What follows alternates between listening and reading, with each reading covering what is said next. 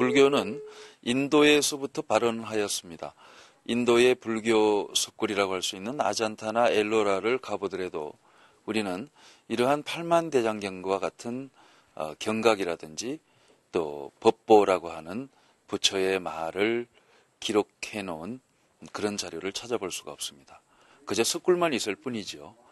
그러나 지혜의 나라 대한민국 그리고 조선 고려라고 하는 우리 민족과 정부는 그때그때마다 나라를 이끌기 위한 정치를 위한 어려운 때에 무엇인가를 해결해내는 방법으로서 때로는 종교를, 때로는 지혜를, 그리고 때로는 삶의 감동을 가지고 엔터테인먼트를 만들어내는 그런 여러 가지 정책을 구사하고 설기를 만들어 왔습니다.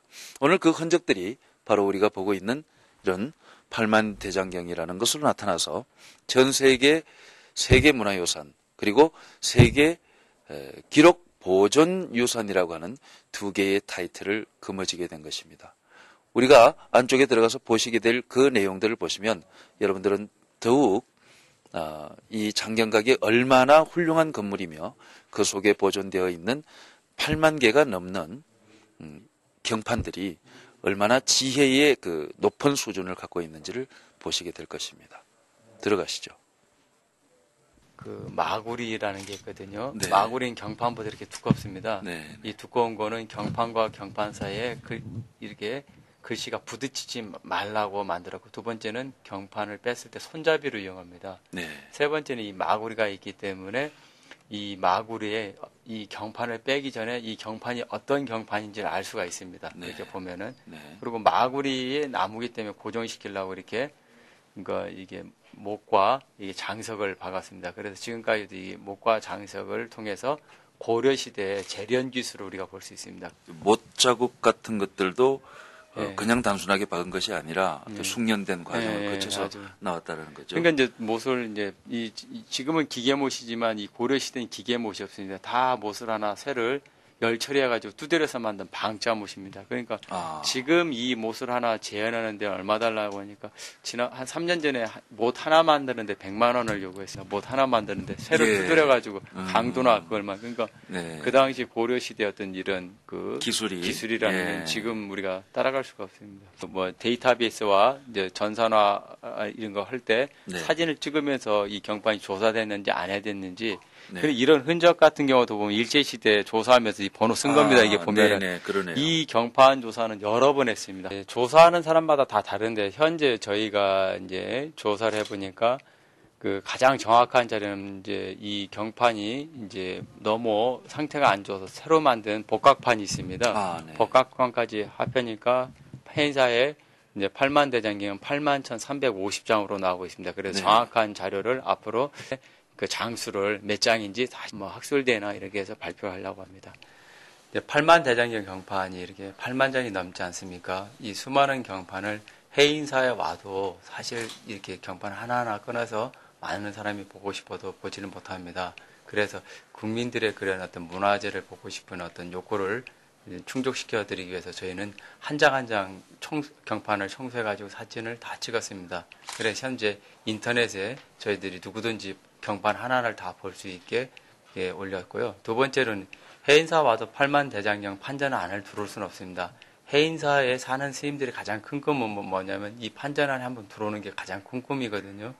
그만큼 이제 판전에 들어오는 게 쉽지 않기 때문에 많은 사람들한테 이 판전에 그 들어간 거와 똑같은 가상 체험할 수 있는 우리가 그 3D 동영상을 만들었습니다. 그래서 이 3D 동영상을 통하면 해인사 안 오시더라도 전 세계 어디서든지 해인사에 들어온 거랑 똑같은 느낌을 느낄 수 있게 저희가 하였습니다. 8만 대장경이 현재 이게 760년이 지났지만 잘 좋은 상태로 있는 거는 처음부터 8만 대장경을 만드는 사람들의 마음에 있습니다.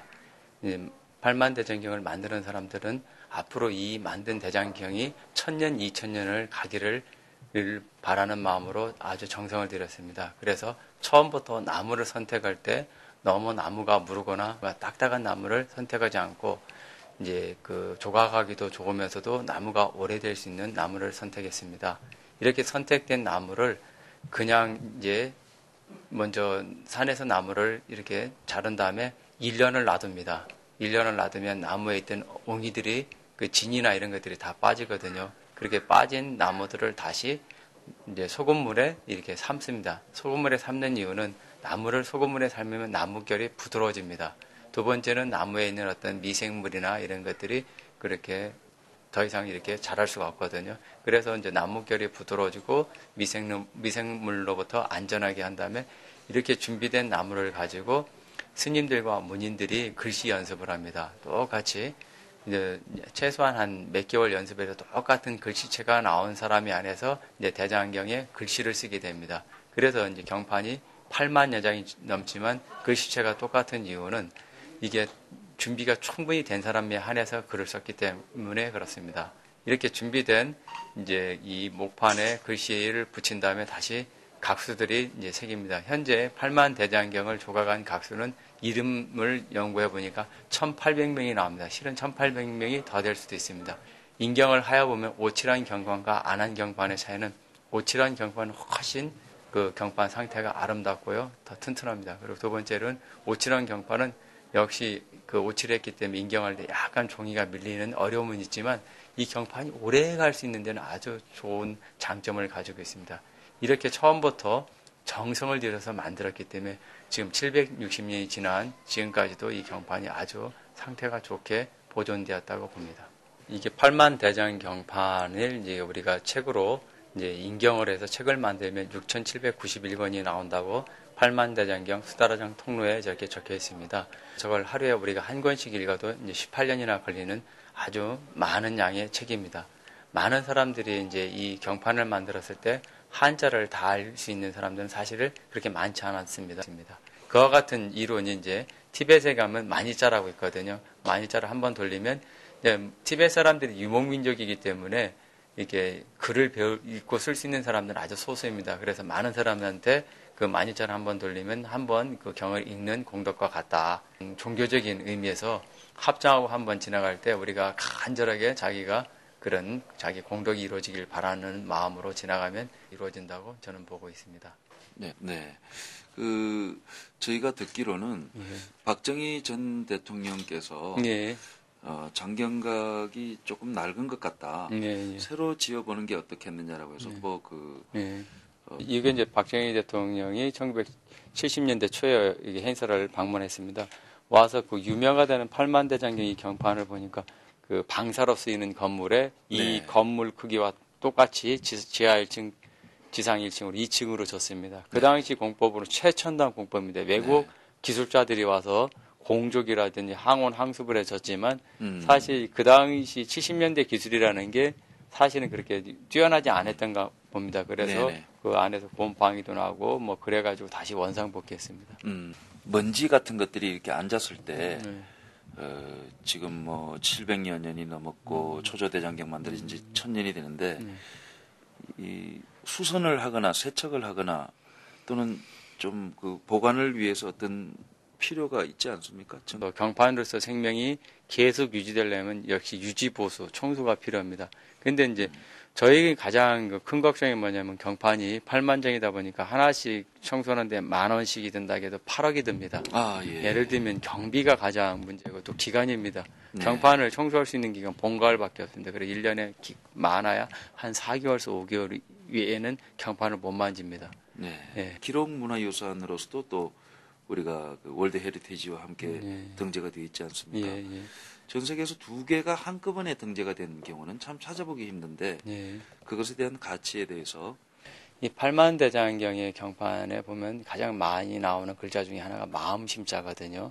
마음심자라는 건 뭐냐면 행복을 다루는 거예요. 사람들한테 어떻게 하면 우리가 존재의 아름다움이라는 건 아주 이렇게 부처님이 경을 보면 다양한 사람들에게 다양한 비유를 들어갔습니다. 음악가한테는 예를 들면 줄을 이렇게 그 현악기를 다룬 사람한테 줄을 너무 강하게 조여도 안 되고 너무 느슨해도 아름다운 소리가 안 되기 때문에 그 중용을 지키라는 이런 표현도 있고 뭐 어린애한테는 어떻게 하면 좋은 아들, 딸이 될 수 있을까? 엄마한테 잘하면 그만큼 우리가 다시 그만큼 사랑을 받을 수 있다 해서 그래서 한마디로 말하면 부처님이 8만 대장경 어떻게 하면 사람이 행복하게 살 수 있을까? 거기에 대해서 이제 적혀있지. 나를 믿으라, 나를 따르라는 말은 그 경전에 그런 말은 없습니다. 예. 그 지혜, 천년의 지혜라고 쓰는 말은 어떤 그 종교적 리더십 같은 것을 이야기하기.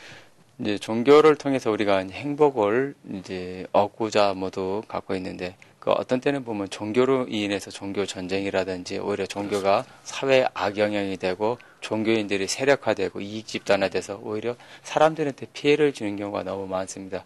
그래서 이제 이 팔마대장경을 보면 뭐 그런 것들을 중요한 게 어떻게 우리가 인정해주고 이해해주는 점이 아주 중요하지 않을까 그렇게 봅니다.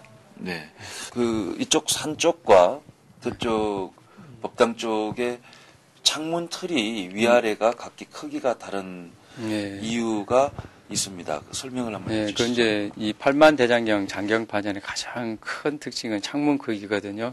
수다라쟁이나 법보전이나 보면 앞에서 보면 위가 조그맣고 밑에가 넓고요. 뒤쪽은 위가 넓고 아래가 좁습니다. 이것은 이 산에서 내려오는 계곡바람과 이제 밑에서 올라오는 그 계곡바람이 들어왔을 때 여기서 잘 이게 공기가 들어와서 순환이 될 수 있게 그래서 가장 좋은 온도와 습도를 유지하기 위해서 그렇게 만들었습니다. 그러니까 이 건물을 지을 때 우리 선조들은 이 바람의 방향도 서남향의 방향도 다 알았고요. 두 번째는 어떻게 했을 때 이 경판이 가장 좋은 온습도를 유지할 수 있을까? 그걸 다 과학적으로 계산해서 지었습니다. 그냥 저 사이즈가 그 크기가 그냥 만들어진 게 아니라고 과학자들이 이제 증명하였습니다. 예. 예, 저기 이제 그 기둥 가장 메인 기둥 가장 중앙 기둥. 네, 대들보. 그러니까 그건 클 수밖에 없죠. 대들보니까. 네. 그 왜 대들보가 올라갔잖아요. 이거 딱 보면. 그러네요. 대들보 올라간 돌은 가장 이건 지금 조그만 기둥이에요. 여기 판가 기둥이에요. 건물 기둥이 아니라. 그래서 이 조그만 거 쓴 거지. 그러니까 대들보 기둥 같은 경우는 이제 큰 걸 쓸 수밖에 없습니다. 너무 감사합니다, 선생님. 여러분이 보신 것과 같은 팔만대장경이 갖는 의미는 참으로 다양합니다. 그러나 해인사가 생긴 이래로 해인사에서 이 팔만대장경이 길이 보존되게 된 데에는 해인사가 갖고 있는 이 자연적인 지형이라는 것과 그 다음 해인사를 지키려고 했던 수많은 스님들의 노력 그리고 그 스님들의 노력을 물질적으로나 여러 가지 측면으로 마음적으로 지원해준 국민들의 열화와 같은 성원들이 있었기 때문입니다. 믿음이라고 하는 것이 과연 무엇인지 우리는 팔만대장경을 믿음의 세계로부터 지혜의 세계로 그리고 오늘날 그것이 학문적으로 인생을 또는 이 세상을 구원하는 새로운 자산이 되고 있음을 우리는 이 자리에서 보았습니다.